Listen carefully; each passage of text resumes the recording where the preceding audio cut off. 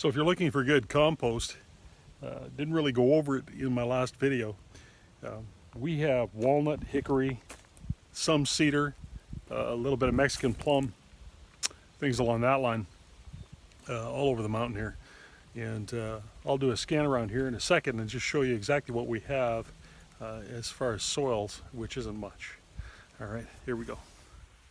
One of the things you can look for, you want to avoid places like underneath the cedar tree just because the concentration of the cedar needles is quite heavy. But when you come up to a place like this where you have quite a bit of rock and you have trees up above it, a lot of leaf fall. If you watch my foot here, you'll notice, you know, that is just, this is ripe for harvesting. You can see there the beautiful loam that's underneath there. And that's really what you want to be looking for. You want to take that top leaf bit off there, any of the active acorns or seedlings, etc., and get down to that composted soil. And again, once you dig into that with a rake, you get that beautiful loamy soil. So that's one place, base of trees. Here's another example of where you can find some great soil for your garden. You can see here is clustered rocks.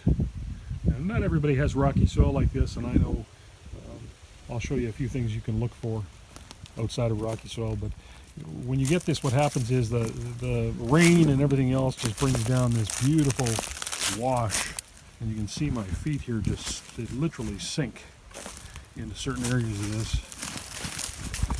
You can see that, but it's just, that literally, that is just ripe with beautiful soil. You can see another spot I have over here underneath this old oak tree that is all but falling over. We just leave it. It's kind of an ongoing bet as to when it's going to just drop. It's not going to hurt anything. But you can see here as well, all kinds of debris, decay, etc. Look at that beautiful, the rhizomes, the biomatter that's in there. Gorgeous. You get that into your soil, and man, that is gold right there. One of the places I like to tell people to go is where I'm taking you right now. And pretty much everybody knows somebody that has a creek bed. And if you've got a friend that has a creek bed, I'll show you why it's such a phenomenal experience. This is my creek bed. Now I'm just going to pick up this old eaten up stick here so I can show you why it's such a fantastic place to go. You can see the leaves that are down here that have been swept down by windstorms and by my leaf blower. But this is why creek bed has such a wealth of nutrition. That is 2 to 3 feet deep in places. And you can see how it's already composting. And then come spring or earlier in the fall, I could have come down here and harvested from this area as well. And there is just a wealth of vegetable matter, of compost that naturally composts throughout this whole area. Finding compost to mitigate your garden is not as difficult as many people think it is.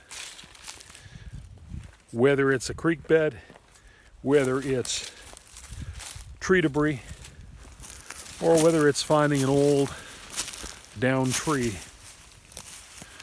that happens to have a lot of rotting matter underneath it.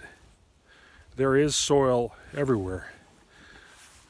Composting your neighbor's leaves, being able to grab hold of an arborist as he drives by with a load full of wood chip and just having him dump it in the back alley next to your garage or someplace else where it's unobtrusive to the neighbors, you've got soil.